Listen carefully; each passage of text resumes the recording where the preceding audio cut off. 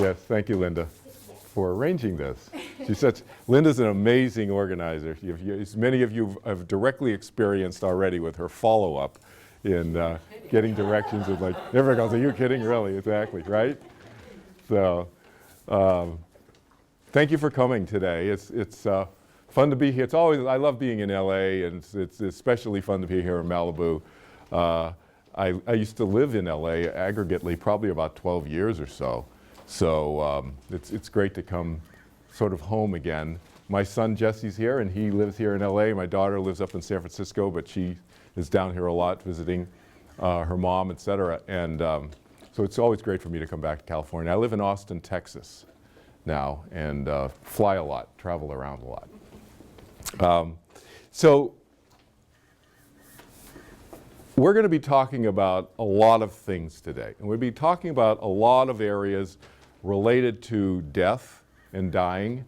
But I was talking to some folks last night, and I want to make it really crystal clear to everybody that while we are talking about something that's obviously a fairly serious subject, I take an approach towards it that's very down to earth, very, to the extent that it's possible to be a little bit lighter in the way we talk about death and dying.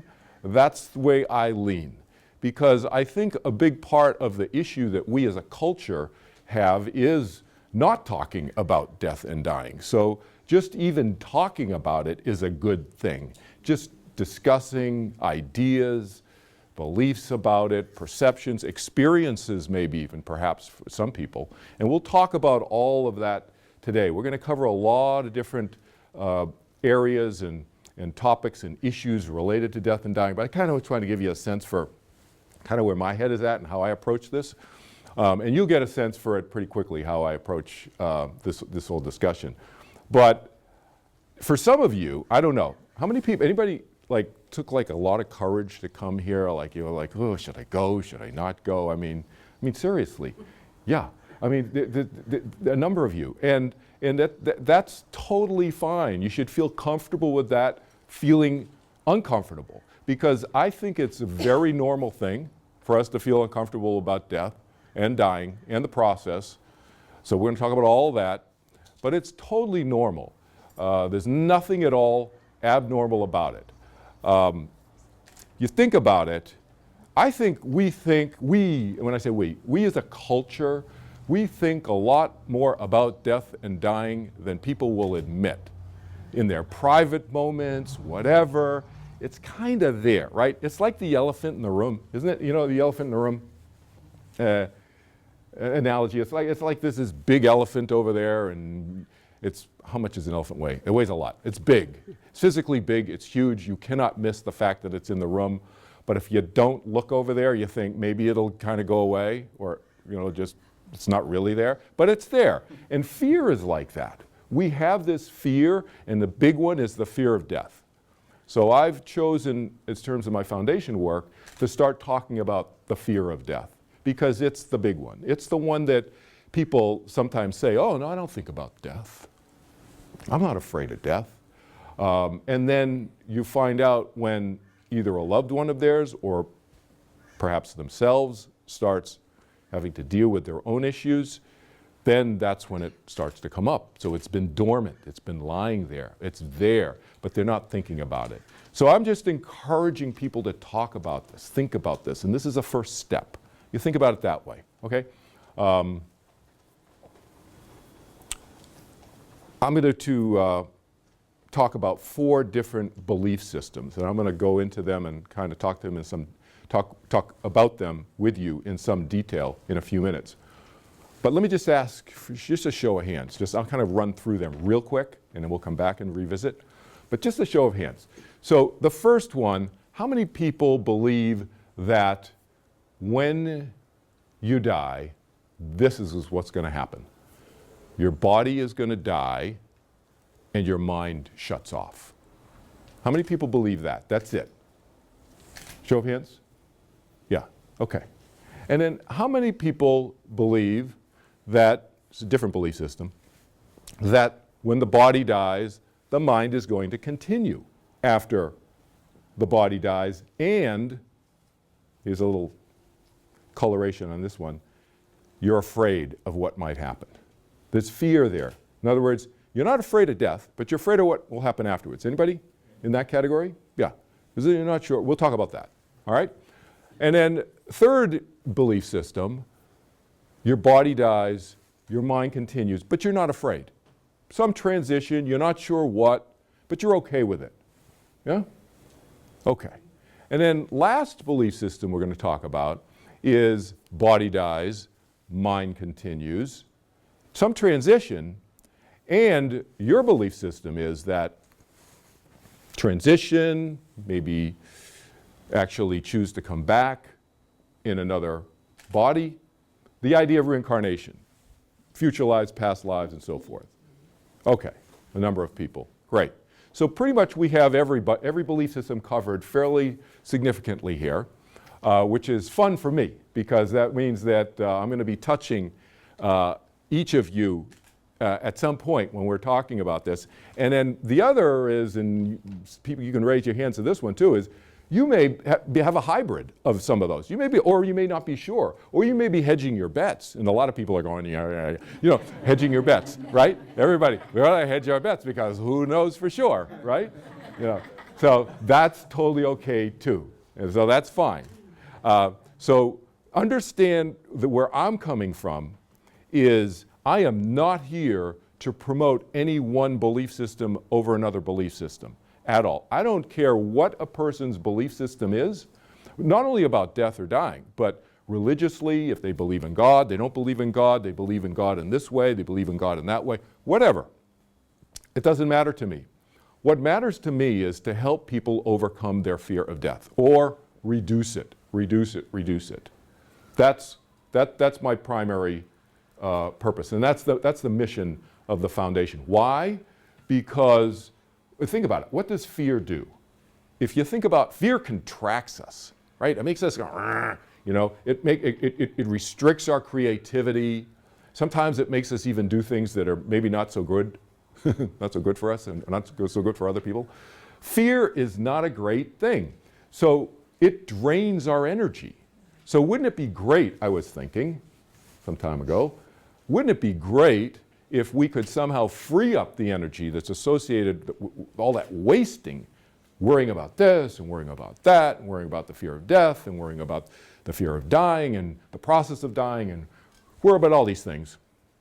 Free up some of that energy so that we could use that energy more productively. Maybe, I don't know, in our relationships with other people, maybe do better work at whatever type of work we're doing. Maybe come up with some creative new idea, some invention, or come up with the cure for cancer or something. So you really use that energy in a much more productive way. So really what my foundation, Overcoming the Fear of Death Foundation, is all about is about living life now, better, more productively, here and now.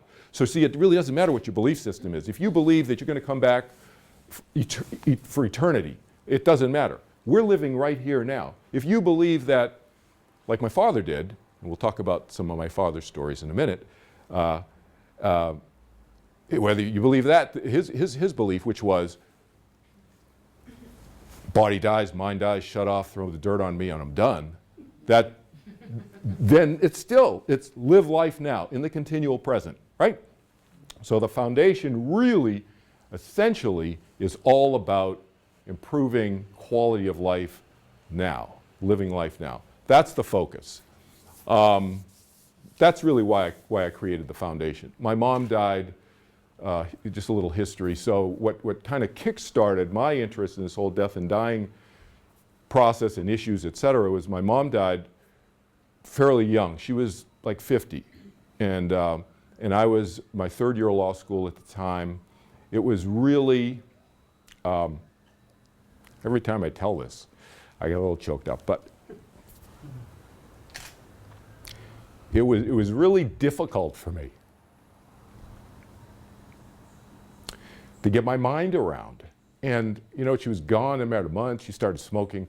I remember when I was in college, I asked my mom, I said, when did you start smoking, Mom? She was 11 years old, she said, when she started smoking in Chinatown in Boston. And I'm like, 11 years old. Now, I was probably 20 years old or something when she told me that. Now, I'm a few years older than that, and I have a 27-year-old son and a 20-year-old daughter, and now I have a much better sensibility for what 11 years old is for a child to start smoking, chain smoking at 11 years old. I mean, it's like, wow. Anyway, so she smoked for 40 years and then she died. It was difficult for me. So I was in my third year of law school. I have a couple lawyer friends here.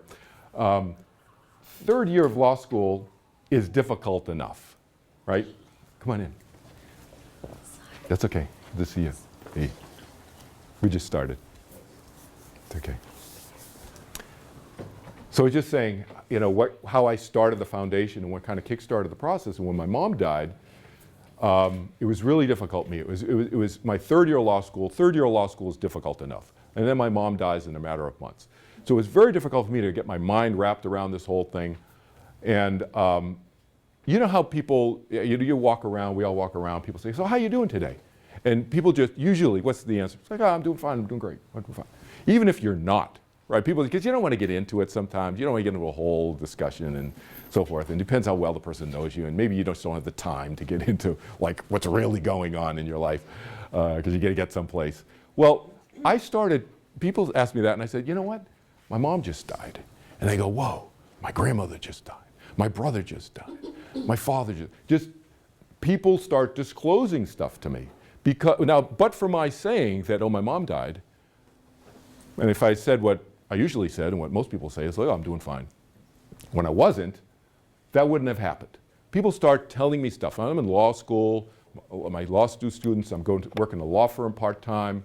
You know, people start telling you stuff. So what happened was, nights and weekends on the phone, I started helping people deal with issues, just for free. And people would call me up. And this went on for years. You know, I had a legal career, legal services. I was in there running law firms. I had a corporate career, worked with Fortune 500 companies and so forth and so on.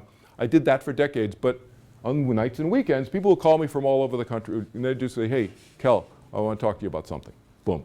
So that's kind of the genesis farther down historically in terms of the, thank you. Mm-hmm. In terms of the history of what got me going here with this foundation. I think that'll work. I got you. Yeah, it'll work. That's perfect, thanks. Blowing winds in Malibu. See, this is what, when we're near the ocean, only a block away, for those people who are watching this video and don't know exactly where we are, we're in Malibu, California, a block away from the ocean, you have a nice ocean breeze coming in. So every once in a while, it'll blow with the paper off and thing. So,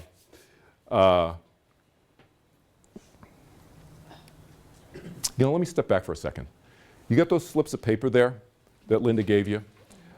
That's for you to write down, and anybody needs a pen, I have an extra pen.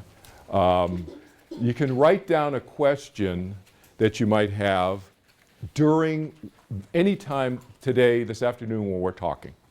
Write it down, and that way you can stay focused on what we're talking about. We're going to do a Q&A after, let me just talk logistics now.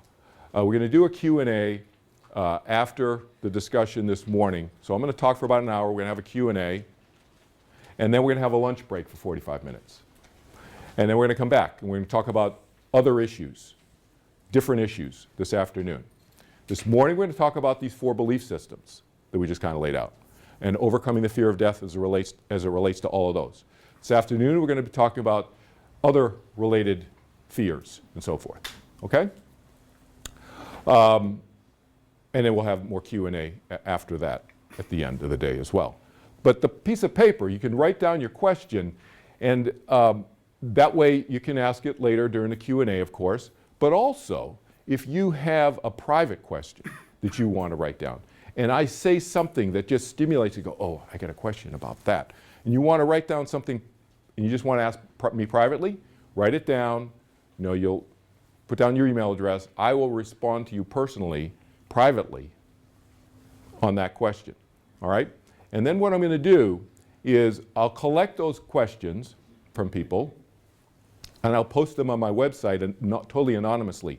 And if you give me a bunch of detail in there, I'll extract stuff, I'll anonymize it, you know, so that nobody will know. And but the essential question people will get what the essential question was, and then I'll put that out on my website. So I'm going to collect those. Okay, so that's what that slip of paper is for. So again, why did I create this Overcoming the Fear of Death Foundation? We talked about one reason. One reason was freeing up energy, not wasting energy on fears in general, and specifically the fear of death and related fears. The other reason that we haven't talked about is that my objective is to try to make the whole death and dying process a little bit more natural for our culture to get its mind around and its hearts around and so forth. And a little bit more natural, a little bit more normal. I mean, it's going to happen. Maybe increase the comfort level with people somewhat as it relates to death and dying. Because as you well know, and for some of you here maybe even, it's not a real comfortable thing. So if we can increase that comfort a little bit, it frees up that energy. People can be much more creative. They can live happier lives. It'll affect our healthcare system, quite frankly. 90% of our healthcare costs are spent in the last 6 months of life in the United States. Think about it. 90% of our healthcare costs spent in the last 6 months of life. So that's another objective of the foundation. And as I said at the beginning, we do think about it a lot.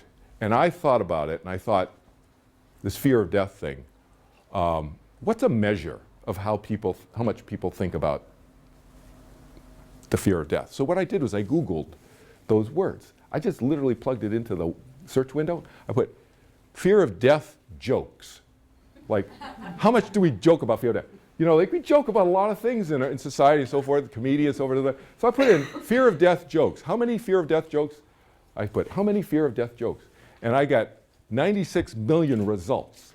It's a lot. I mean, there's a lot of thinking going on. Even though people who say, oh, I don't think about it, it doesn't bother me, I don't think about the death, death thing or whatever. And one of them jumped out at me. There's a ton of jokes there, of course. And one of them, and I can't really do Woody Allen's accent, but forgive me, but with his Brooklyn or New York accent, whatever, he goes, I'm not afraid of death. I just don't want to be there when it happens. It's like, great. I love Woody. Anyway, so, and like I said earlier, this is a first step. This is a discussion. We're having a discussion. I'm not here to say you have to believe this or that. I'm going to talk about all beliefs. And you might get a sense of what my belief system is from what I talk about, but that doesn't mean that I think you should believe what I believe. This is the way, I have a belief system based on my experiences and so forth that are unique to me. You have a belief system that you are developing yourself through your lifetime that's based on your experiences, who you come in contact with, how you understand things, and that's the way it should be. I am a big believer in free will, personal choice, individuality, people thinking for themselves. So that's why the tagline for this talk is a rational approach to freeing ourselves from the limiting effects of death. All right, thinking, I want people to think about these things more. But again, I'm a pragmatist. I'm a pragmatic idealist. So I have this idealistic side to me, but I'm a pragmatic guy. I understand that this is a first step, that the expectation is not that you walk out of the room today at the end of the day and boom, all your fears are gone, or all your fears of death are gone. No, this is a first step. We want people to engage with each other, talk to your friends, your loved ones, talk about this more. That's what I'm encouraging. And think about it yourself, because that's where the conversation really needs to happen, within ourselves. Okay? Questions, anything before we start to get into the belief systems? Logistics bathroom is, if you don't know, the bathroom is straight across. Feel free, if you got to go, you got to go. There's a door out that way, and there's a door here. So if you want to go out the back and just boom, bathroom is straight across over there. Yeah. No. When you're describing these different belief systems, you're talking about the physical body and the mind. Now, the way I look at a human being is that there's more than the physical body and the mind. More than the what body? More than the physical body. Physical body, yeah, thank you. There is more to a human being. Yeah. And so I was just wondering if you would address that, or how you look at it. Yeah, you'll hear how I'm going to talk about this as I unfold this. But you bring up a point, and maybe this helps. Let me define terms here. So we know what the physical body is. When I use the word mind, let me define what I mean by mind. I'm talking about the large sense of self. Big mind. I'm not talking about ego. I'm not talking about analytical mind. That is part of what I'm referring to as the mind when I say mind. I'm talking about mental experience when I say mind, all right, as opposed to physical experience, material physical experience. Mental, everything else, all right? That's what I mean when I say mind, all right? So let's talk about the 4 belief systems. First, did that help? Did it help So someone? soul. Soul, energy, awareness, consciousness, sense of self, spirit, etc. When I say mind, thank you for saying that. When I say mind, that's what I just pick one rather than hop around all the time. That's what I mean when I say mind, okay? All right? Okay, good. All right, first belief system.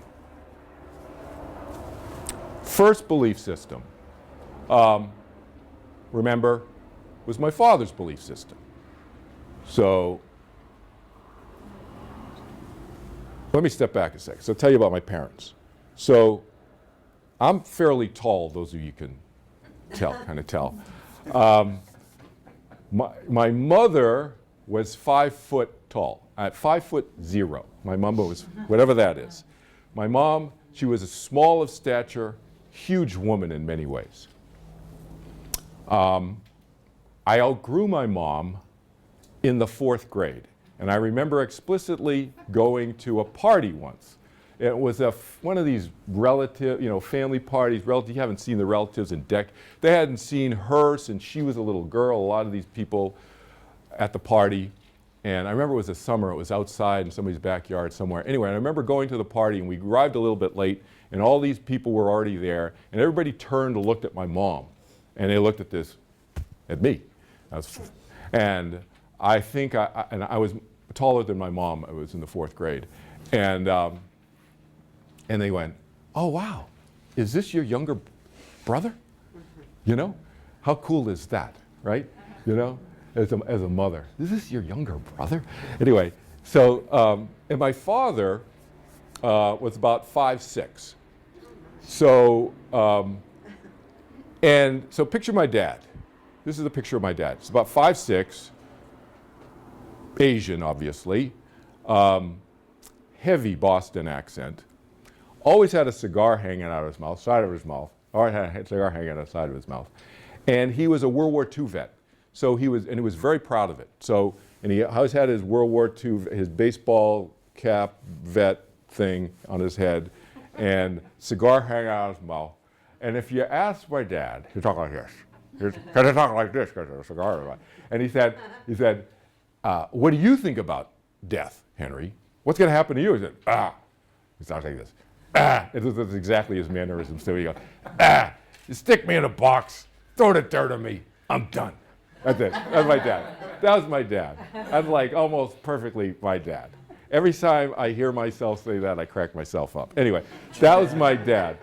So you think it's funny, it cracks me up. Anyway, that's my dad. That's belief system number 1.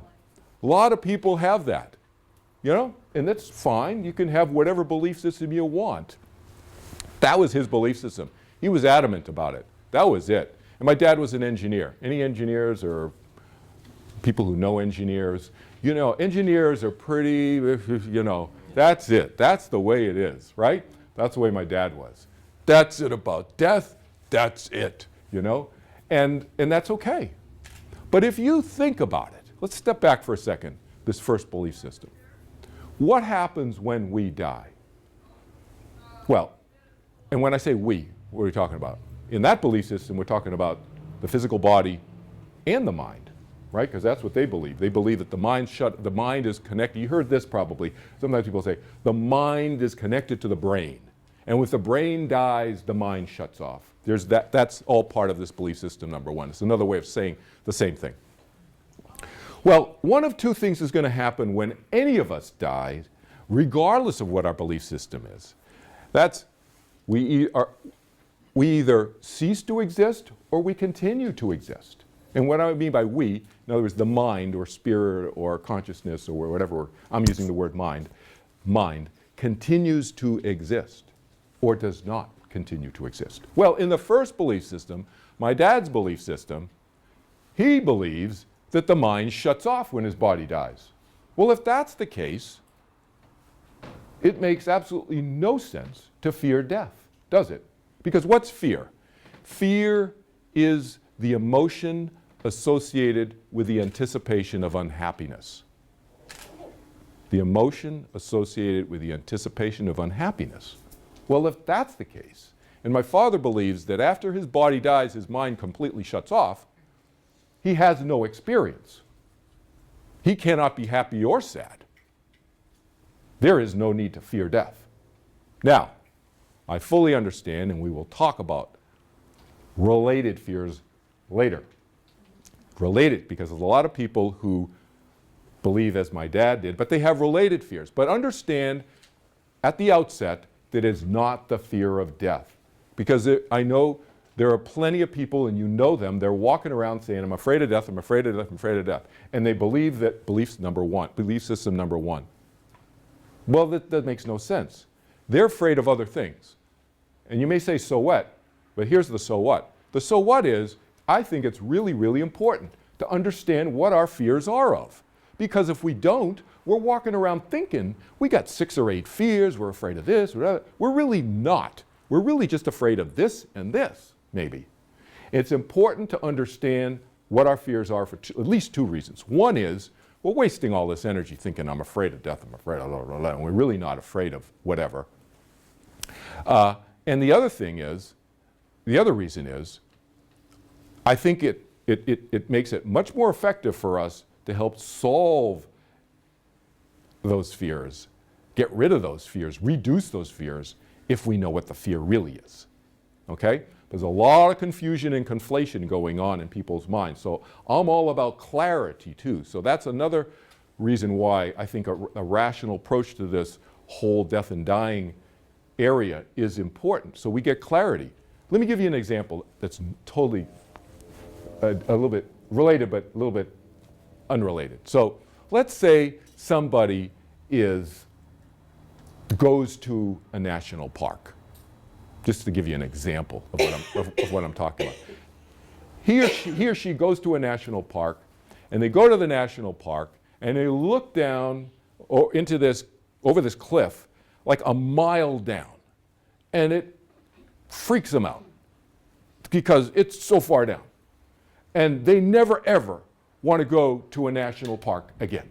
So their whole life, they're afraid to go to national parks because in their mind, if they go to a national park, they're going to be freaked out.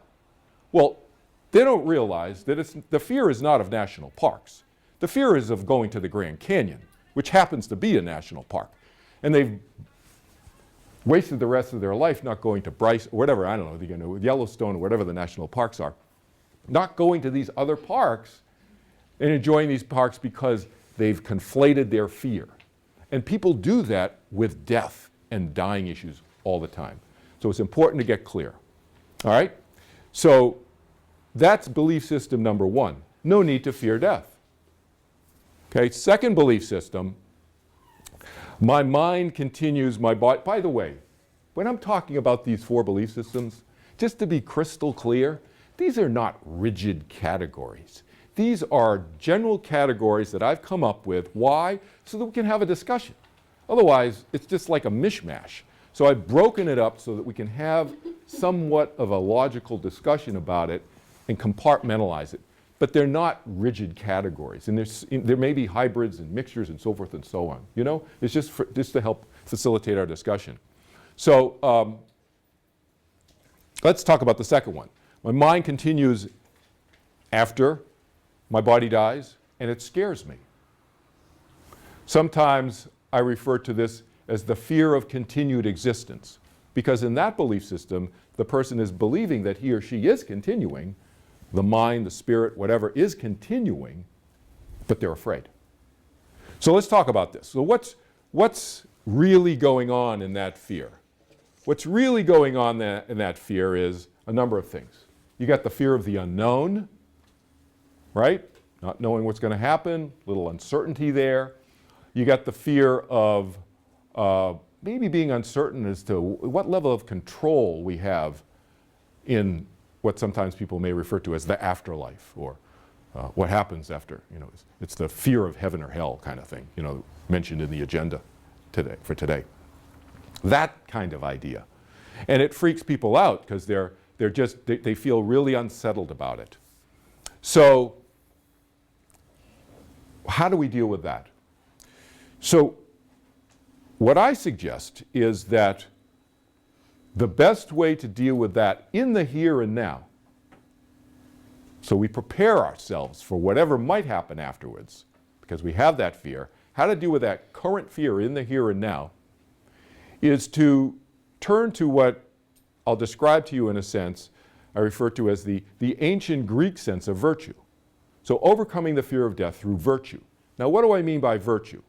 Very important to define this and tell you what it's not. I do not mean virtue in the sense of you got to do this, don't do this, be a good person if you behave this way. Set of rules. That's not what I'm talking about. That's what most people refer to when they think of virtue. You know, you can't do that. I'm not talking about that.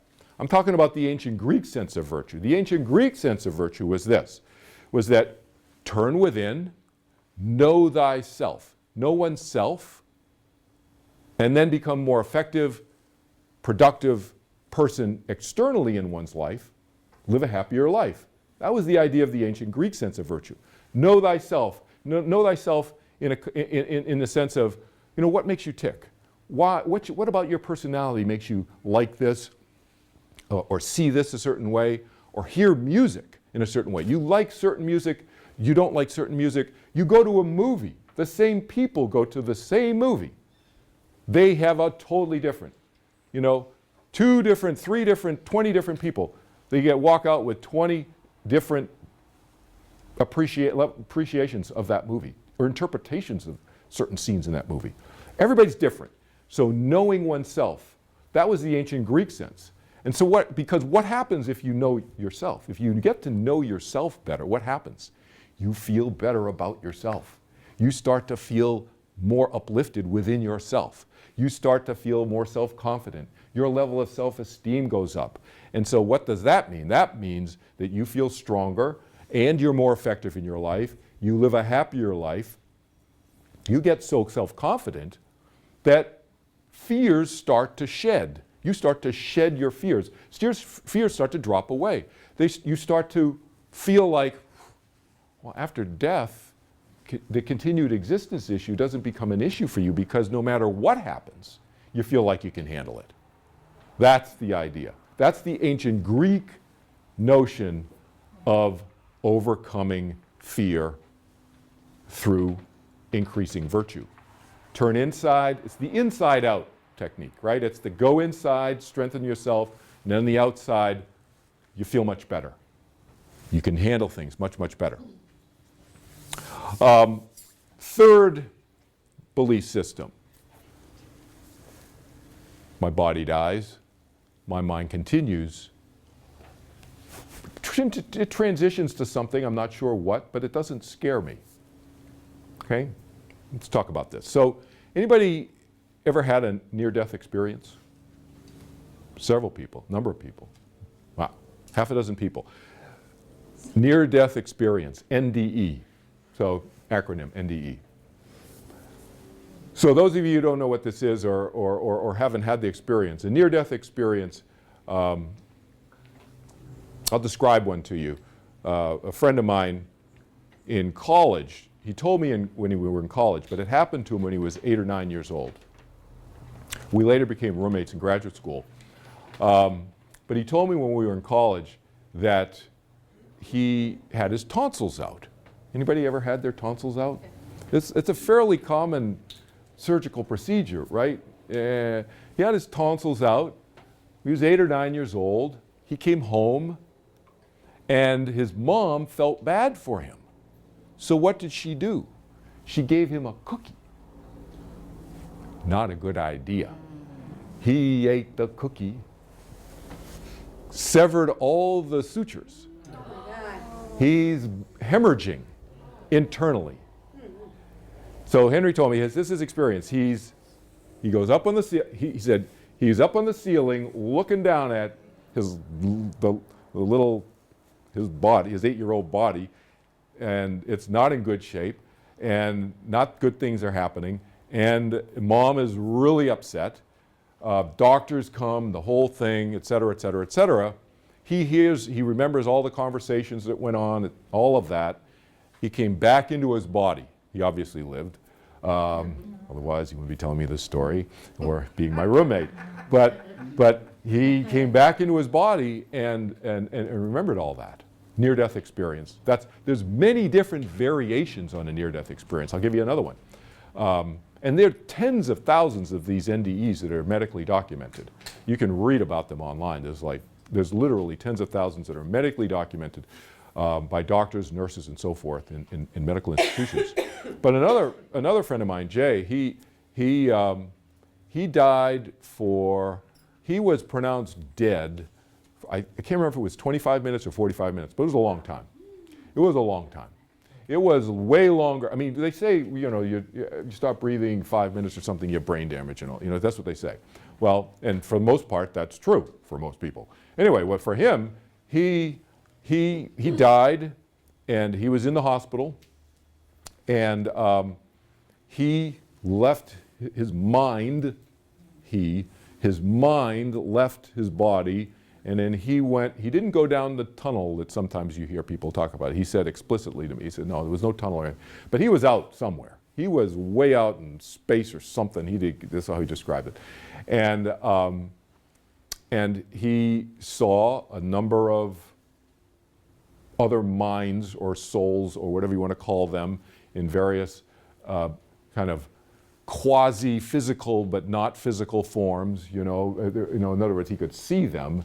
But they did not have bodies like in the same way. But he recognized who people were, and I have an opinion about that. I think that there's certain kind of figuratively speaking, is like a mind can put on a mask that you will recognize, so that you will recognize him or her. But after you recognize the energy, then they don't need the mask anymore. So he kind of saw what I'm kind of. And just kind of poetically referring to as masks. So he recognized them. He's out here, and then he heard something that was pleasant to him, and it turned out he didn't know what it was, and he started going towards it. Instead of going that way, he went back this way, and it turns out it was his friend Diane singing to him at the foot of his bed in the hospital. And she had, during that 25 or 40 minute time period, had been arguing with the doctors not to just, look, he's not going, he's coming back. And he said, the way he described it to me, he said, Kel, I felt like I slammed into my body. And he just came down so fast. It was as if his mind, it's his mind, right? But felt like it slammed into his body so fast, and he sat up bolt upright and scared the heck out of the doctors and the nurses. Everybody was totally freaked out because they all thought he was dead, right? It was for a long time, and he just sat right up, and he started he was really pissed off, and he's like, what are you doing? And he starts yelling out to people, he starts yelling at people, and And so there's another near-death experience, very different from my other friend's experience with the tonsils. So there's a huge range of these possible experiences. Now, why am I mentioning this? Why? Because they're medically documented. There's tens of thousands of these cases. And is it proof that there's life after death? I don't know if there's necessarily proof, but it certainly raises questions in people's minds. And that's what I'm doing. I'm not saying you have to believe this or that. I'm saying that these are medically documented. There are so many of these experiences. There's this huge range of different kind of things that happen, but there's a similarity also that goes on there, where the mind is continuing long after the person is supposed to be physically dead. And then they come back into their body. And that's how we know about it, right? So my point is just to raise this. Let's think about this. These data points. It's another data point, I call it. Let's talk about my father. So my father, remember, the World War II vet and so forth. So he knew he was dying, and for about a year before he died. And he asked me to take care of everything, and I did, and he wanted to be buried. Anybody ever been to the Punch Bowl above Waikiki? Yeah, Punch Bowl. So Punch Bowl is a military cemetery. It's the National Military Cemetery of the Pacific. I think that's the official name of it. But the locals call it a Punch Bowl, the Punch Bowl. Why? Because it's in an extinct volcano. It's in the crater. And so it's beautiful. You go there. I mean, you should just, if you go to Hawaii, you should just go there. Just to go there and it's so beautiful, isn't it? It's just stunning. And you have this panoramic view of Waikiki Beach, and you see Diamond Head over there, and so forth and so on. It's just and the other beautiful thing, I'll get to my father's story in a minute, but the other beautiful thing about the Punch Bowl is that all the headstones are flat. So when you go there, you're looking across this panoramic view. Before you even look over the edge to see the panoramic view of the ocean, you're seeing this panoramic view of just fields of green grass, because all the headstones are lying flat. They're about this big. So you don't see them, even though there's thousands of soldiers buried there. So my father wanted to be cremated. He was cremated. We brought his ashes there. This happened, the event happened about 3 months after he died. Why? Because I have several siblings, and they're married, and we had small children at the time. Jesse you were about 10 at the time. And so, you got to coordinate schedules, spouses' work schedule, the children's school, all this stuff. So we said, okay, we're going on this date. So we go there. And my siblings were flying in from different coasts, different time zones and so forth, different schedules. So we said, let's meet at the beach at the Moana Surfrider beach, because it's an awesome beach. I love that hotel too. So and it's and beach is always, those of you who have children, beach is always a great babysitter. It's a great free babysitter, right? You just got to be careful of the water depending on how old they are. But you just let them run, and they're in the water. It's great. Time passes, you don't even know time is passing, right? It's perfect. So we're at the beach. We're staying across the street at the Sheraton Kalani Princess. I think that's the name of the hotel. Anyway, it's right across the street from the Moana Surfrider. Everybody's finally there. Okay, let's go eat dinner. So it's getting a little bit late, and the kids are little, and my daughter Sammy was like 5, and Jesse's like 10 at that time. So we got little kids. My brother's kids were even younger. The point is, you don't want to mess around with hungry kids. Those of you, low blood sugar in children. It's low blood sugar with us is bad enough. Low blood sugar with little children, that's like, time out. That's really a bad thing. It's not a good thing. So let's go eat easy. So we went to the Chinese restaurant in the lobby of our hotel.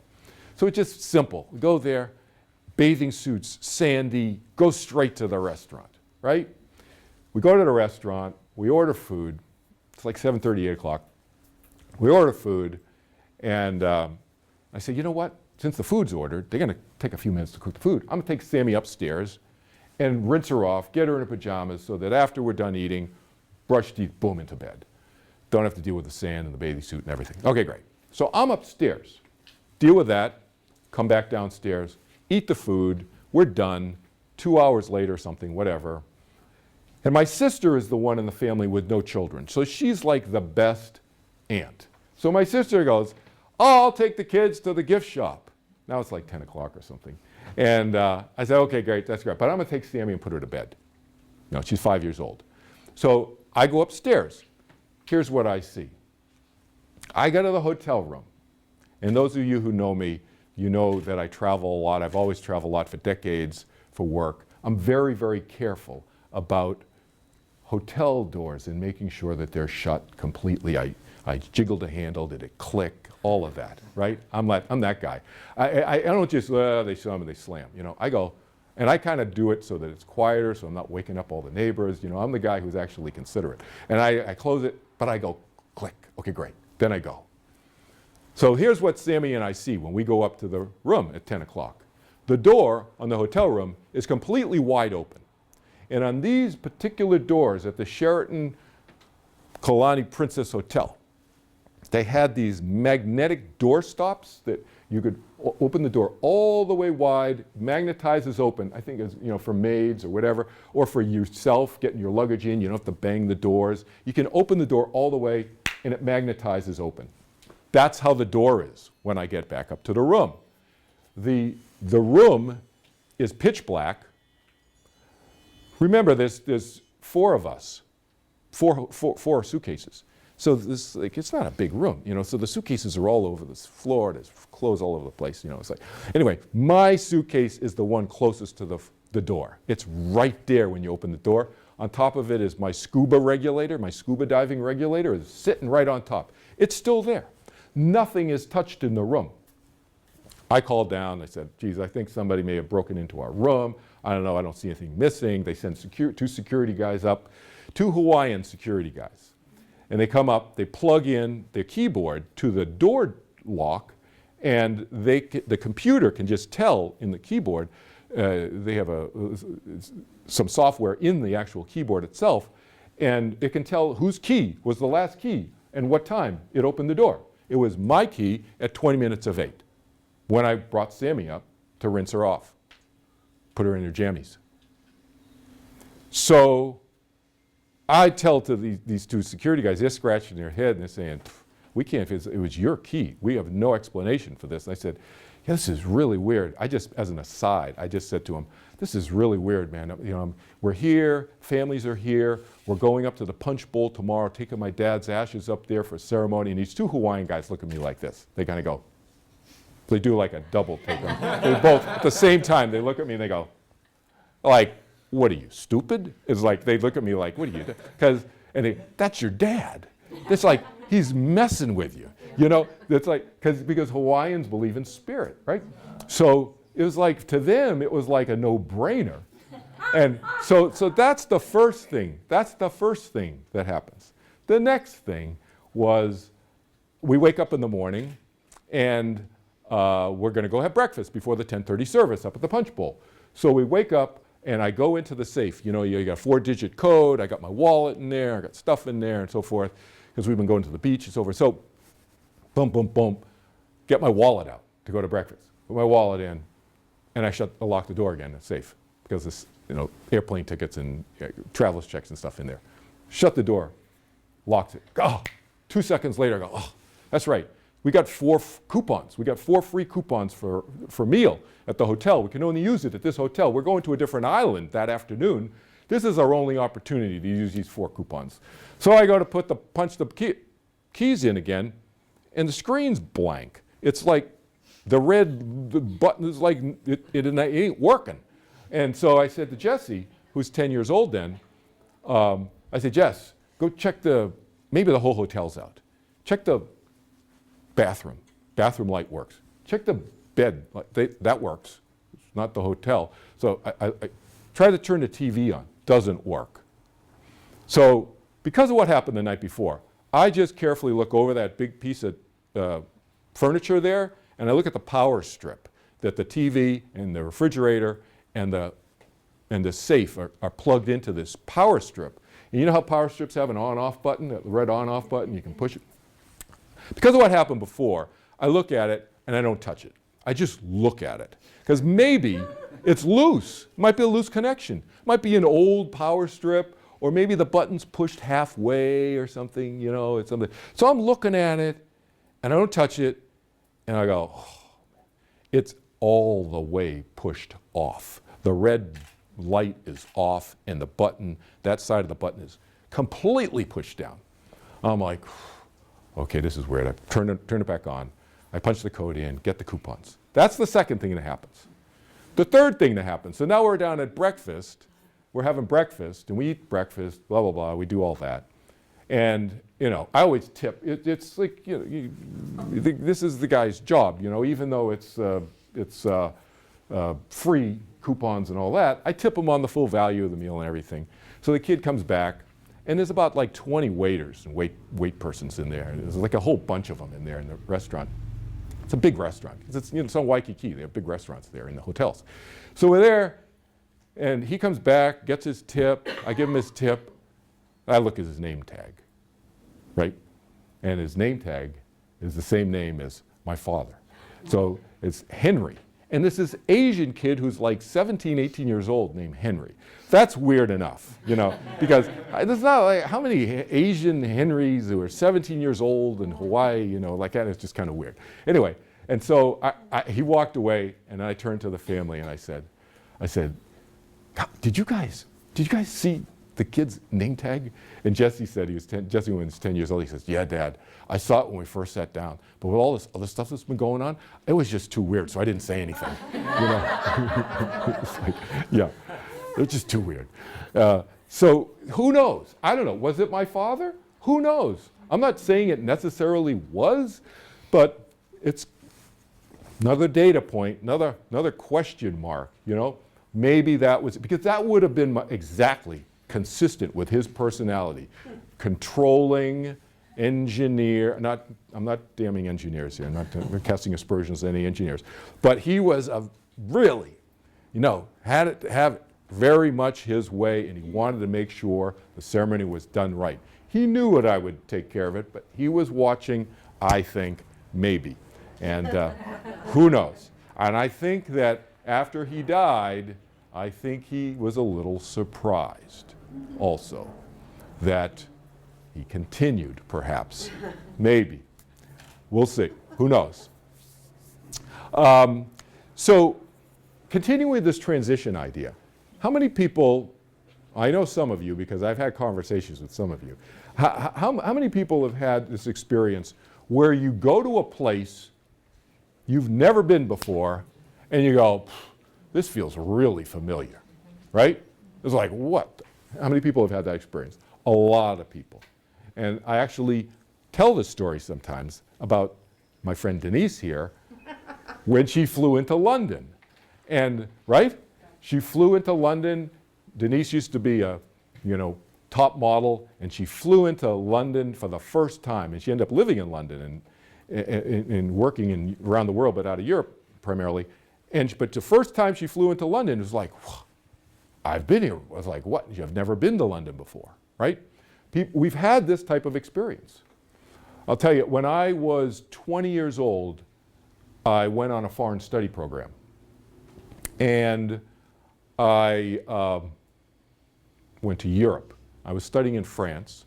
And so, you know, when your parents are paying for the airfare anyway, or you're paying for the airfare anyway to go, you might as well go a couple weeks early and travel a little bit before the classes start, right? So we did that.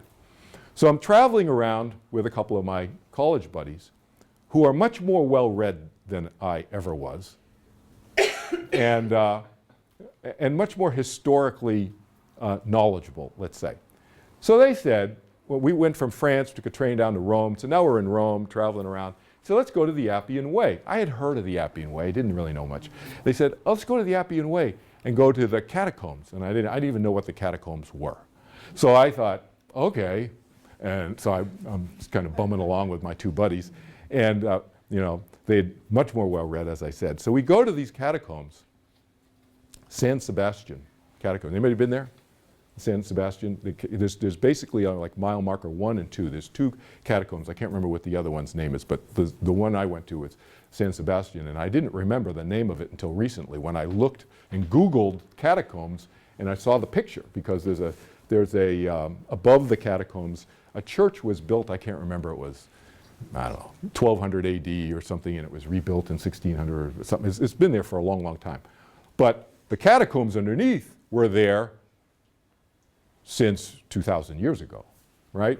Anybody ever been to catacombs before? Number of people, yeah, so you know what we're talking about. So those of you who don't, what catacombs are, well, first of all, physically it's a labyrinth of tunnels, basically. Stairways, small rooms. Why small? Because you got a pick and a shovel and you're chipping away at the dirt and the rock to carve it out. And there's small rooms to have meetings and ceremonies and basically church, what we would call today church services, basically there. Early Christians would secretly meet down there. But when you're walking into the catacombs, this labyrinth, it's pitch, first of all, back then, so this was a few years ago when I was 20 years old. It's a couple of years ago, right? So back then, no tour buses, no nothing. They probably have tour buses there, I don't know what now. But it was just, we walked up and there was 3 of us, 2 of my buddies from college, myself, and 2 or 3 other people on the tour. That was it. Half a dozen of us, maybe, with a tour guide who had a flashlight. That was it. We're walking down, you're going down 100 feet, 150 feet, I don't know, maybe a couple hundred feet, I don't know. You're walking around in this maze of tunnels on these stairways and so forth that have been carved out, chipped out. Bodies are buried in the walls, you know, and you have stone slabs in front of them and so forth. You're walking down, you look down past these roped off areas, stair keeps going into the darkness. You know, you don't want to go down there, you never come back again. You just, whoa, get lost, you know. Anyway, my point of telling you this story is that when I came back up to the surface, if you had asked me, first of all, how long was that tour? How long were you down there, Kelvin? I had no idea. I was in complete, utter time warp. 10 minutes? An hour and a half? I don't know. Could have been anything. The other thing that I remember when I came out, and I was 20 years old at the time, is I knew that I'd been there before. I just had that recognition of having been there before. I call that a recognition memory. And I think they might be precursors to older memories, potentially.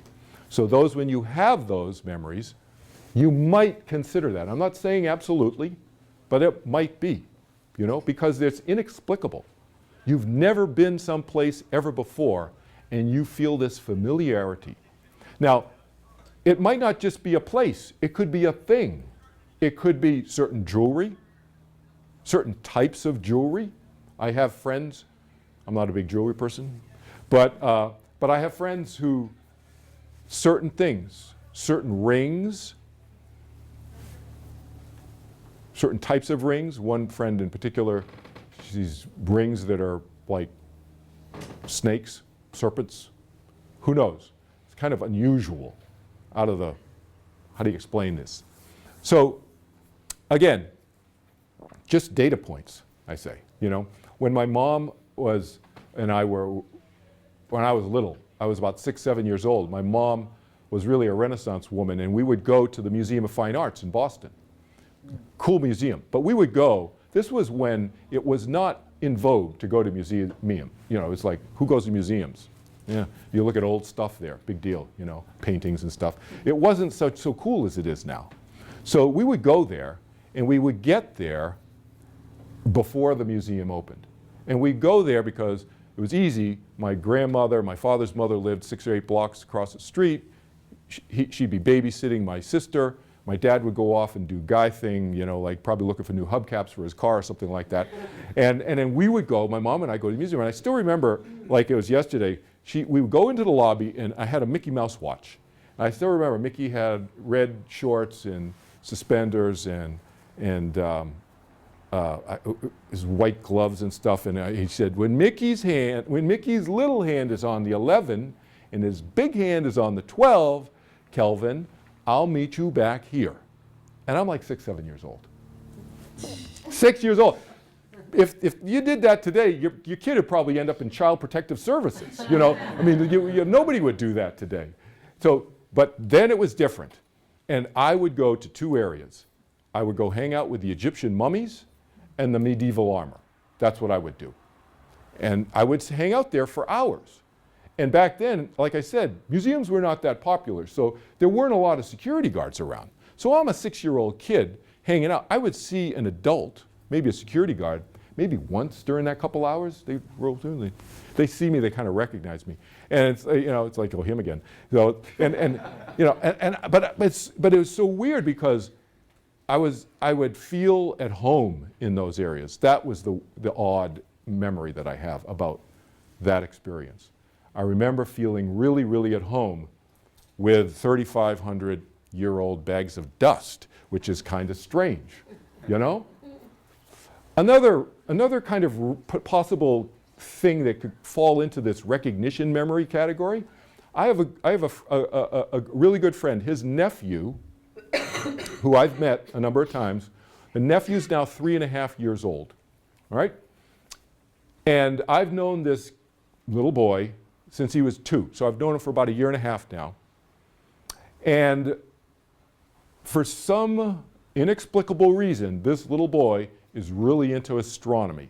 To the point, bless you, to the point where he knows everything about the moons of Jupiter and corrects adults about the issues related to the moons of Jupiter. I didn't know how many moons were there. You know, I knew they had Jupiter had some moons, but this kid's got it all down. Now, has he ever seen the Discovery Channel? Yeah, he's probably seen the Discovery Channel once or twice. Did they drill into him the moons of Jupiter when he was 2 years old? Probably not. And even if they tried to, I mean, how many 2-year-olds are walking around with like this plethora of knowledge about the moons of Jupiter? Unusual. So these are just like data points, I call them. Wondering, like, what's up with that? You know, how do you explain these things? Transition, third belief system. The mind continues perhaps and transitions into what? We're not sure. Fourth belief system. The mind continues after the body dies. We transition, we go into a place, maybe we vacation for a while, you know, chill out, rest, rejuvenate. And then at some point, maybe we get a little bored, or whatever, for whatever reason, we want to connect with some friends again. Maybe some of them are down here on the planet, and we want to come in and check them out, hang out with them, whatever. And we choose to reincarnate and come back into another body and come back in physical form. All right? That's fourth belief system. So, anybody reading Yahoo about 2-3 months ago, somebody sent me a link to this Yahoo story about this little boy. The boy now, I think, is around 5 years old. But when this started happening, the boy was around 2 years old. And what happened was this little boy started telling his mother what she considered imaginary stories. And he would sit on her lap, she'd be putting on her makeup, and he would say, "Oh, I used to have earrings like those. I like those earrings. Those look just like my old earrings." And then she's just thinking he's got an imagination, he's just whatever. He's just a little boy, he's 2 years old, he's telling stories to mom.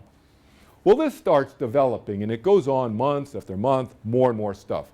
Now it's, I was killed in a fire in Chicago, I was this old, this was my name. It just, not all at once, but over a number of months, 6 or 8 months, he starts giving her these bits of information, more and more data points, I call them, right? So now mom is like, I still think he's just making this stuff up, but she's got enough data points to go research this. She goes, and they don't live in Chicago. She goes and researches this. She finds out there was a woman of that age, physically description that he's described, who died in a fire in Chicago. So again, proof of other lifetimes? Not necessarily, but certainly raises questions. That's all I'm doing, right? I'm just pointing out things to people. You may not have heard of this stuff before. But certainly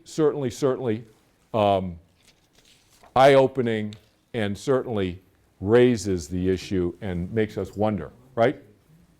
But what's the value? What's the value of past lives? What I like to focus on, and I've already talked about this earlier, about myself being a pragmatist, what's the practical value of having memories about past lives? Because what did I say at the very beginning of our discussion today? I said at the very beginning that it's about now. It's about living in the continual present. That's where we're living our life. We're not living our life in the past. We're living our life in the present. But what can we learn from the past? What can we derive? What can we pick up about from our memories, perhaps, of a past? Whether it's a past in this lifetime or another lifetime doesn't matter, quite frankly, as far as I'm concerned. We can pick up stuff about ourselves, learn stuff about ourselves that can help ourselves live a more productive, effective, happier life in the continual present, in the now. All right? So that's the value, knowing oneself better and then applying that now. Example, I have a memory from a long time ago, and I didn't know where Carthage was when I first started having this memory. I didn't know any history about it. I didn't read a lot of ancient history. It wasn't my thing. But I had this memory, and it just came out of nowhere. People have also sometimes asked me, like, when does this happen? You know, it can happen sometimes during meditation, sometimes after, during the rest period, sometimes when I'm sleeping, sometimes when I'm dreaming, sometimes when I'm just in a quiet moment, just walking around. Now it can happen to me pretty much any time, even if I'm not in a quiet moment. But at first, it would happen more when I was quiet, inside. But this Carthaginian memory started happening a long time ago when I was in my 20s. And what I remembered when I was a slave on a Carthaginian warship, I was black, I was African, and I was enslaved on a Carthaginian warship. I was chained down, and I was fed pretty well. You know, not fancy, but they kept us fed, and we were in really good physical shape for as long as we lived, right? And we were in battle.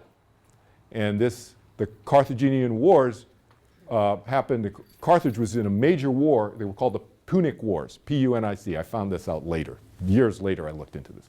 Punic, I don't know how you pronounce it. Punic? Yeah, the Punic Wars. And anyway, what was the mode of battle then? What I remember, so I remembered independently that the mode of battle was you row and you slam into the other ship. You ram the other ship. And that was the technique. And you had this major ram on the front, you know, encased in metal and so forth. And you puncture the other ship. You reverse. As a rower, you're reversing, and you're pulling away, and you sink the other ship. Now, sometimes what you would do is throw hot oil on the other ship, and then shoot an arrow or throw a torch over, and then the other ship blows up. It's in fire, right? And it's a flame. So that happened to my ship. Sometimes you lose in battle, right? Sometimes you get hurt. And what I remember is surviving that, as at least in my memory. I don't know if it was exactly factually accurate, but either one of the or the sole survivor on my ship. I just remember being alone on a piece of wreckage, like half the size of one of these pews, a piece of the boat, the ship, and then clinging to it in the Mediterranean, and how hot it was. And I remember the physical sensation of kind of getting basically roasted in the sun, you know, exposed and so forth. But I remember, what I remember of this that's valuable for me today is that I remember my willpower to survive. Mental, that's between the ears. That was not a physical. It's a mental thing controlling my physical, right? And the other thing I remember is that somehow I used my wits, my mind, to survive that and to make it to shore or get it close enough to some other ships and to be rescued and so forth and so on. Whereas I could have given up at any time. And so that has served me this lifetime when I have been laid off from work 5 times. Through no fault of my own, through economic dot-com bubble bursting, 2008 economic, whatever they call it now, the Great Recession, I think they're calling it now, whatever. This has happened a number of times in my career, or the company has gone through difficult times. Maybe it wasn't a national economy, but it was a company economy, etc. And I have survived that and raised a family of 4 people, notwithstanding having been hit with these potentially catastrophic experiences.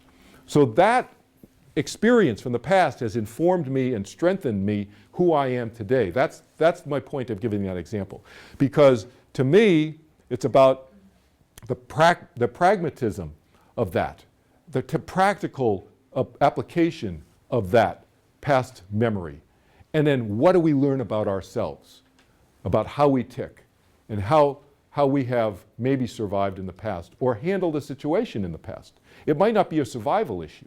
It might be some intense emotional issue that you dealt with and you handled it in the past, and it informs you today in your current life, and it helps you deal with, in a healthy, more healthy way, that emotional traumatic experience or whatever you're dealing with today, as an example.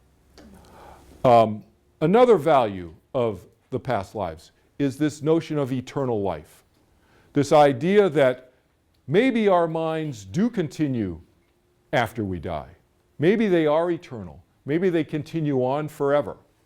Maybe our personalities pretty much stay the same. This is what I think happens. This has been my memory, is that my personality generally stays the same, incrementally may change over time somewhat.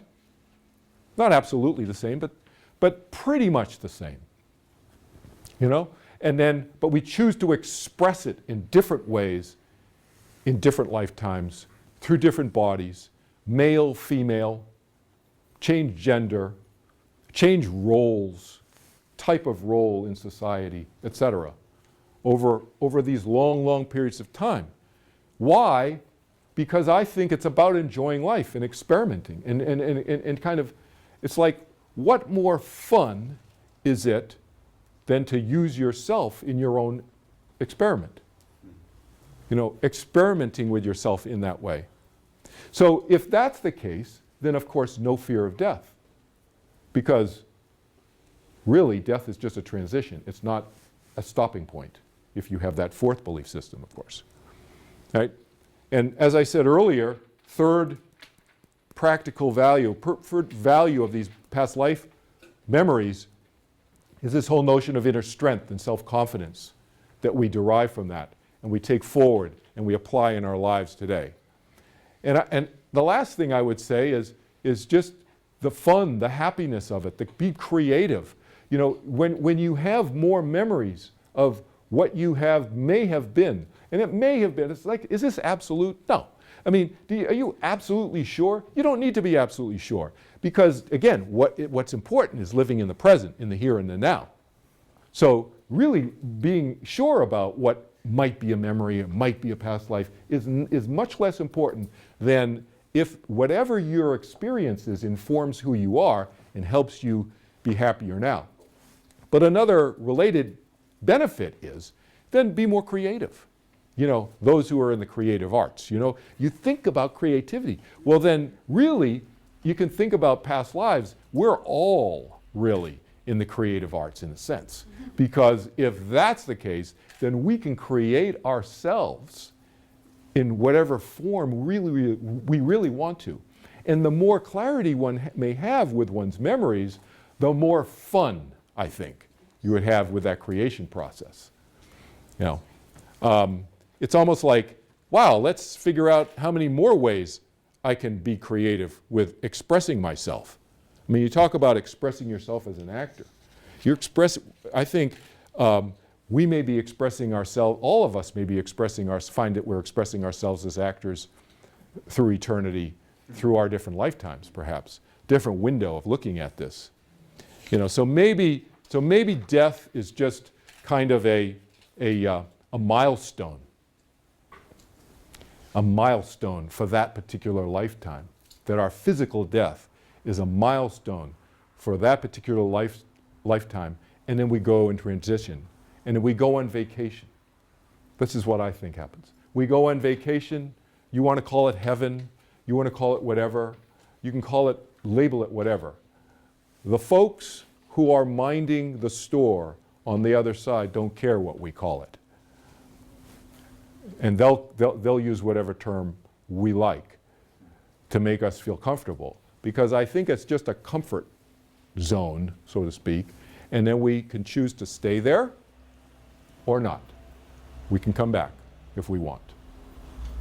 So that's the fourth belief system. Okay? So again, to emphasize before we eat lunch now, what's the point? The point is not that you have to believe in past lives. You can believe just like my father did, that this is it. Brain, mind are inextricably connected. That's fine. But still, live life. Live life now. The pursuit of happiness is all about living in the present. This is what it's about. So get over the fear of death, and we'll talk about related fears after lunch. Fears that are related to the fear of death, that are not the actual fear of death. But this morning what I wanted to cover is how we can just dispense with the fear of death. You know, and there are more materials on my website and so forth that are related to this. Get into some of the stuff that I've talked about a little bit in much greater detail. Feel free to scribble down questions on those sheets as I mentioned earlier. Questions before we do some Q&A here? Questions? Yes? Well, you didn't mention hell. Yeah. So I just, Yeah. that's a belief. Yes, it is a belief. So in the second belief system, I mentioned that fear of continued existence, the afraid of heaven or hell. And we'll talk more about this after lunch if you're starting to refer to the fear of punishment. We'll talk about that after lunch, okay? So that's a related fear. That's not the fear of death. But the fear of continued existence actually is not the fear of death either. It's the fear of continued existence, or fear of heaven or hell. But that's when we remember when I talked about how to deal with that is to go within, strengthen oneself, overcome that fear of hell or the fear of heaven, quite frankly, or the fear of, am I going to get into heaven? That fear, which is probably the more accurate fear.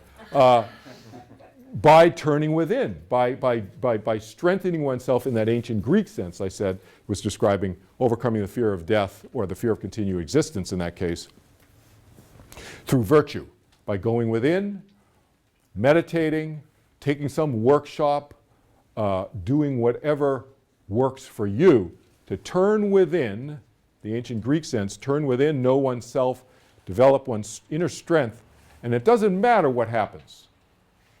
I mean, I would go so far as to say, if there is a hell, and I go to hell afterwards, I still have a rockin' good time. I mean, I'd work it. I feel confident within myself that it doesn't matter what the it is.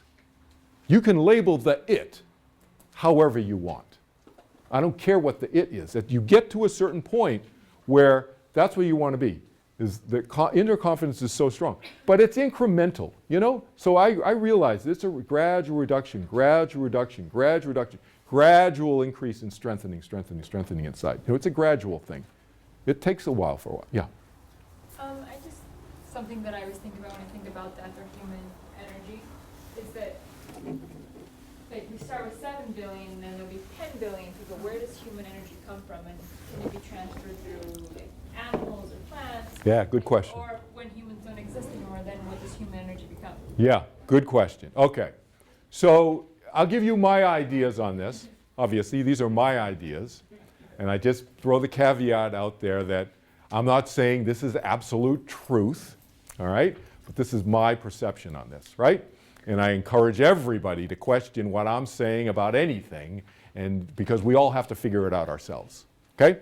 That's the caveat. I'll give you my answer on that. So my view on that is, okay, we have 7 billion on the planet. I think there's 7 billion human minds on the planet right now.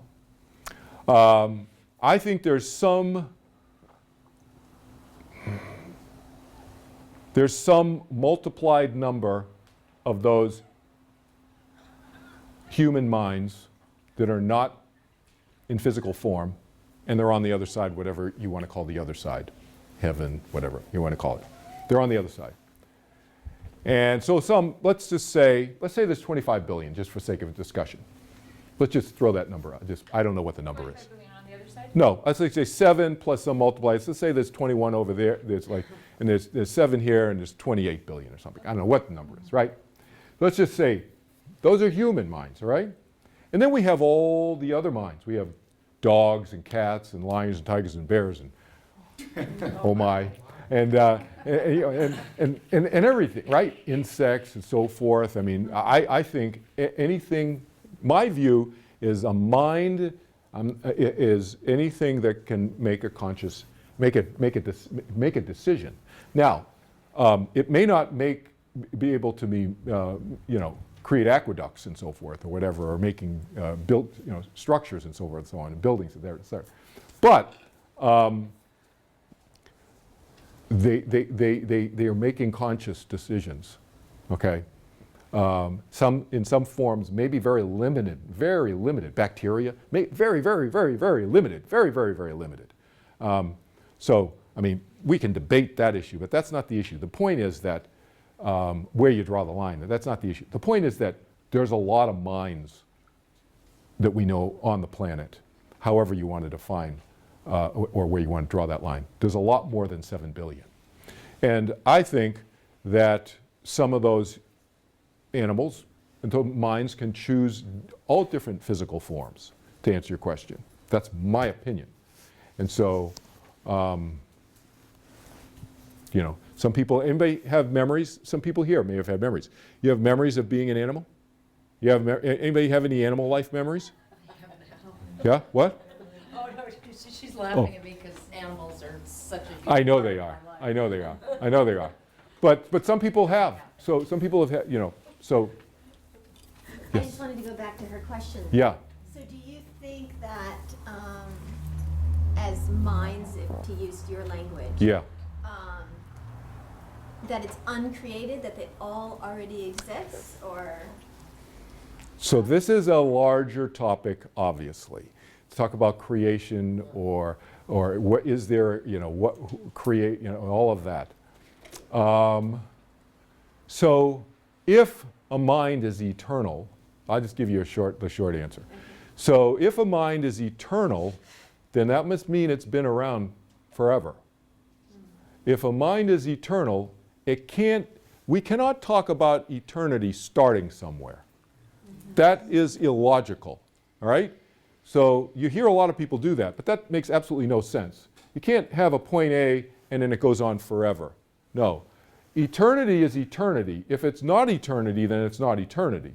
So you can debate about whether eternity or not eternity, that's fine, but don't conflate the issue, which like a lot of people do. They conflate the issue and they talk about eternity starting and then going on forever. That had a start point and then things are eternal. That makes absolutely no sense. And it makes no sense to us on this side, and it makes no sense to the thinkers on the other side. The thinkers, you notice that I said that? The thinkers on the other side. And there are an increasing number of thinkers on the other side.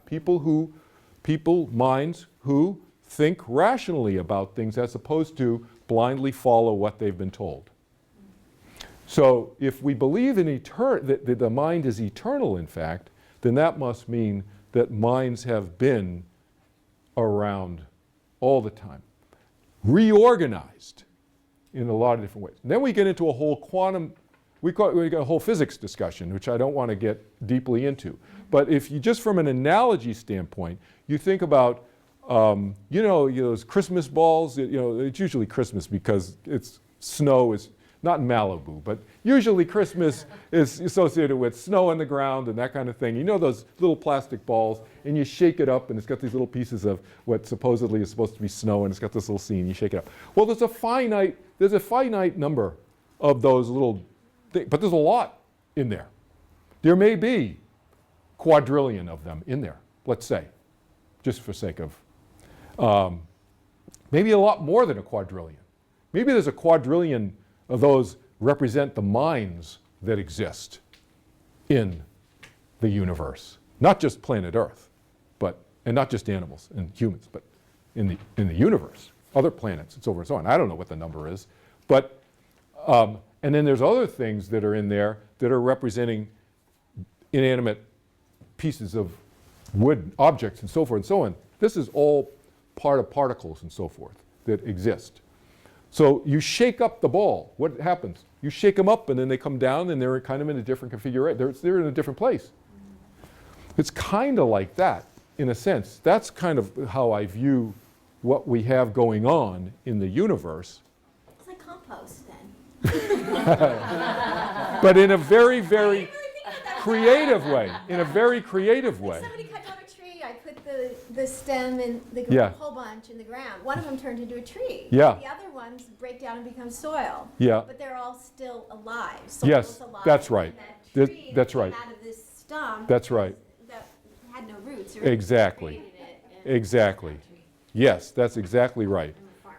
I'm a farmer. No, that's exactly right. There's a woman, and if anybody knows this woman who took this photograph, she has not responded to me, but I'd love to use this photograph I've been asking her for permission of, which is, that I saw online, somebody sent it to me, Denise sent it to me, that picture of that, Oh, yeah, yeah. there's this dead piece of log. Yeah, it's like a tree that's now driftwood, but it's in a lake in the Pacific Northwest, and out of it is growing a what are those Japanese trees? Those little bonsai trees. Yeah, so it's a miniature little tree. It's this tall, and it looks like a full-grown tree. And it's growing out of, and the lake is placid, smooth, and there's this dead log, and it's growing out of it. Anyway. Yes. Well, I don't know, you probably have met all these people that they are working so hard not to come back. And they say, if I meditate and I am a saint. They don't want to come back here, yeah. Yeah, they don't want to come Yes. back here. So I asked him, so where do you think you're going? He said, to a peaceful place. And Right. they described it. And I said, but this is so boring. Since I started meeting those people, I am very careful not to be too good. Because I'm really afraid that I'm not going to come back. I want to come back. You want to come back. This is fine. Yeah. Hold on, let me understand. My fear is to stay there because I have been so good. Yeah, that's interesting. That's a great, I have not heard that before. I love that. So you're afraid, let me just understand this to make sure I understand. So you're saying, you've heard this from other teachers and so forth, spiritual people, is that what you said? Teachers and friends of Friends. mine that they meditate. They meditate. And they are in total denial and Right. they say, oh, I am so happy, so happy, and they're miserable. And they're miserable, yeah, right. So that they can leave. Exactly. And be there. That's a very, there's a lot of points here. So let me just repeat. So you have these friends, they meditate, they think they're in this peaceful place and they think they're so happy, but you said that their lives are miserable. Well, I'm not going to comment on that, but they want to go to another place, and if they're good enough, they will stay there forever and never come back. Right.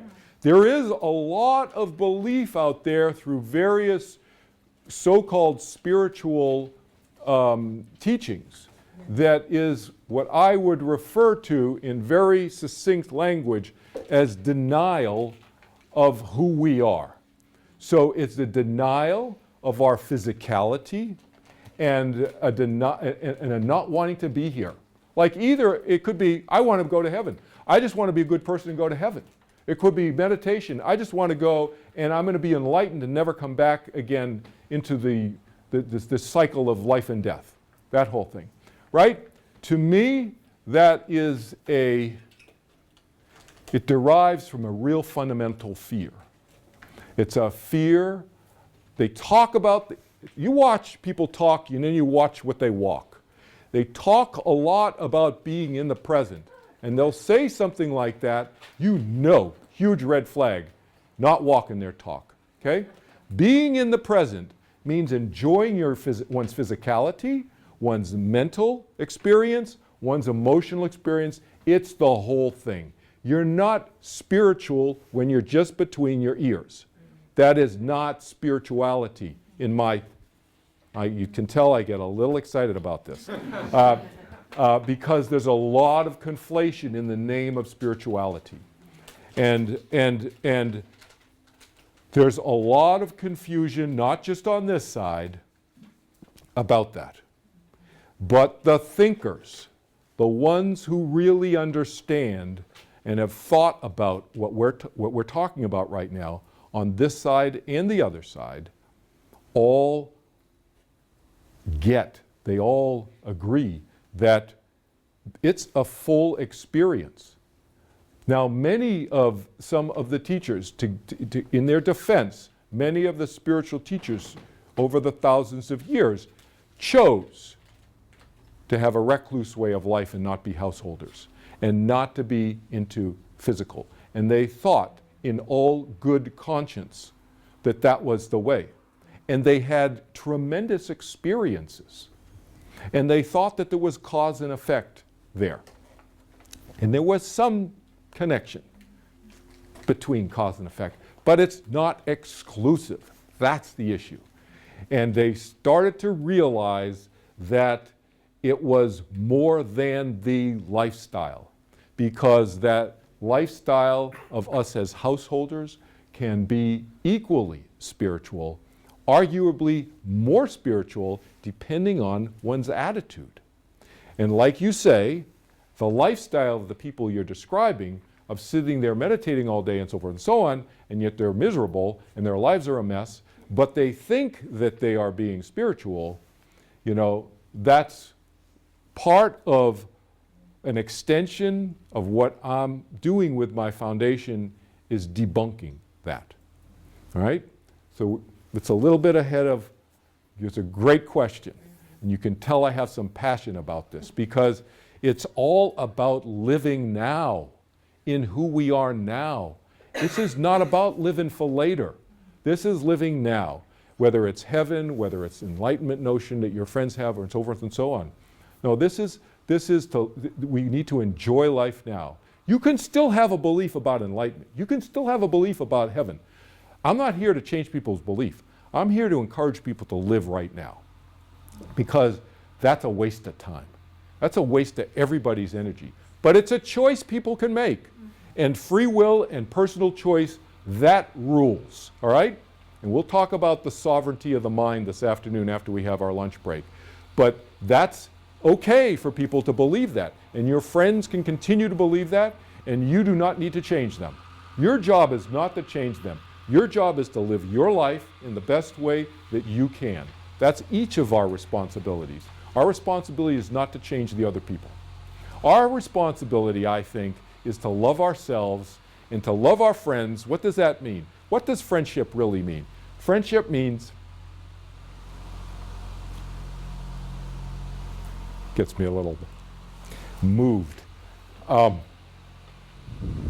Friendship is about accepting the other person for who he or she is. That's friendship. Not about changing. People, we all want to be accepted for who we are. We contract when people start to change us, don't we? We don't like it.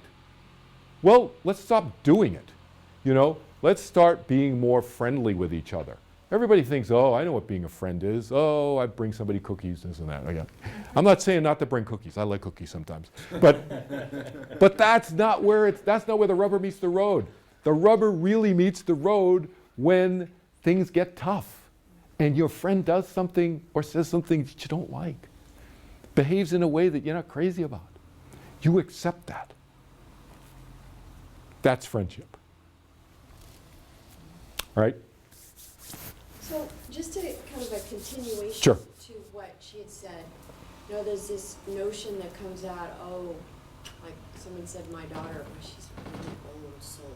Yeah. Like she's been here many times. So Old soul, yeah. this old soul, maybe of living fully in the present, having that kindness, that true value of Right. friendship, that you are able to take that little bit of what you've learned in this lifetime into the next and into the next Yes. and into the next as you Yes. build up. So I want to, as kind of a two-part, ask you your opinion about that. Yeah. And then going back to what she had said,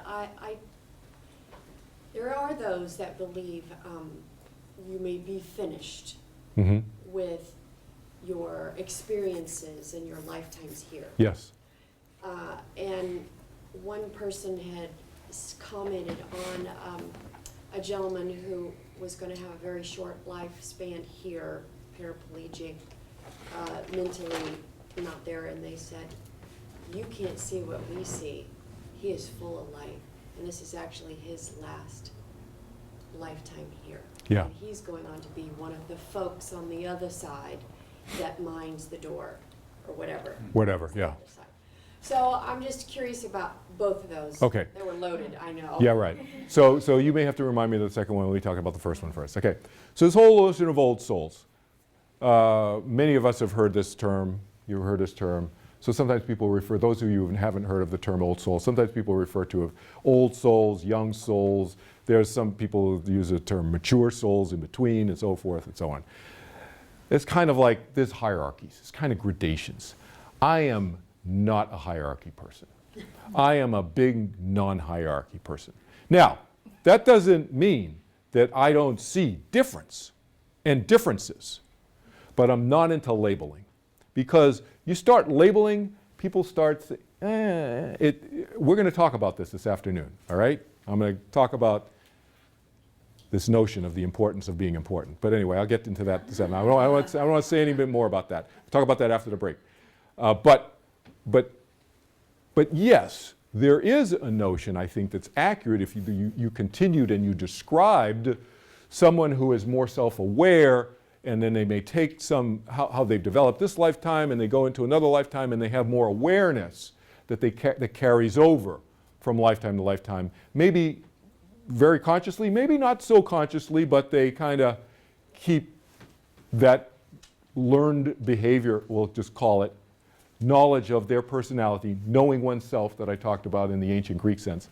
More of that kind of thread, we'll call it, continues. Certainly, there are many folks on the planet like that. It's a small subset of the 7 billion. But if there's 100,000, it's still a good number, but it's 0.0000, I don't know, do the math, whatever it is, 1%, you know. There's a lot of zeros before the 1%, 0.00. But whatever that number is those folks you're describing. Sometimes people label them that way. I don't like the labels. I like to think of it more like people make choices, good, bad, or indifferent, to be aware or less aware, and that's their choice. I'm not here to judge them. I don't like to sit in judgment of others, you know? I may assess them when I'm driving as a driver who's totally unconscious, but I'm not judging their spirituality is what I'm saying, okay? So when I say judgment, I'm not saying I walk in the walls because I'm like spaced out. I'm not saying that, okay? Just to be clear. I'm saying I'm not judging people's level of consciousness, their level of spirituality, saying they're enlightened, saying they're not enlightened, saying they're an old soul, they're a young soul, whatever. It's like to me, that's not helpful. It's not helpful to them. It's not helpful to me. It's a waste of my time, right? So, but I may see that people make choices. They're making choices that the friends you're talking about, you know, maybe making choices that I'm not going to go there. That's not my choice. I don't want to go there. But it's their choice. That's okay. You know? And what was the second part? This part where it's not about hierarchy. Oh, the paraplegic, yeah, right. Okay, I got it. So you talked about the guy in the wheelchair, and somebody said, oh, he's done with his lifetimes here, and he's moving on, and he's got another role. That may be the case. That totally makes, I'm open to that possibility. It's not inconsistent with my thinking and my experiences based on this. But I think his mind still continues for eternity, and he may choose to come back. He could change it. Plus, he could change his mind. So here's the part. Here's the part that I disagree with in that. What I adamantly disagree with is when people say his role here is done. He's going on, and his role is to do this, as if it's predestined. So that's where I adamantly disagree. I believe in free will, personal choice all the time. Yes, might there be patterns? Sure, you might see those. Some people are more sensitive. But do you always have the choice to change your mind? Absolutely. He could change his mind. That may be true. And that may have been true at that moment when that person had that reading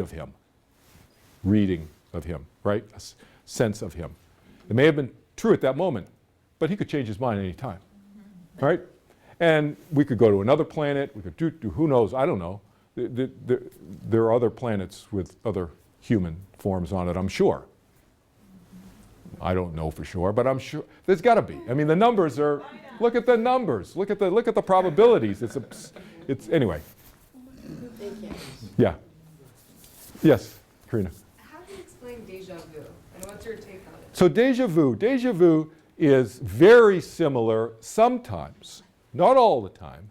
Sometimes it's very similar to the recognition memories that I talked about, but not all the time. Sometimes deja vu, we have these deja vus like, you know, I'm talking to my son Jesse, and I said, did I just say that? I think I just said that. You know, Synaptic relapse. yeah. So it could be like what he's, you know, like a synaptic relapse. It could be like a brain thing, a physical brain thing, or neurosynaptic brain thing, that it's just, you know, something happens there actually in terms of the transmissions of the chemicals and so forth, and our thought process, and we just quickly forget and we remember it again. So there's that kind of deja vu that a lot of people have. But it also could be recognition memories as well. Could be either. But people very often will use that phrase to cover everything, right? It's hard to say. I have to Yeah.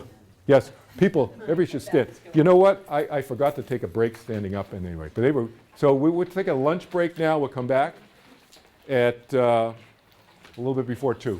I know some people have to leave at 2. Yeah, I'm gonna run to pavilions, I forgot to. Yeah. Okay. We'll see you. I got good. Yeah. Okay, I'll be back. Yeah.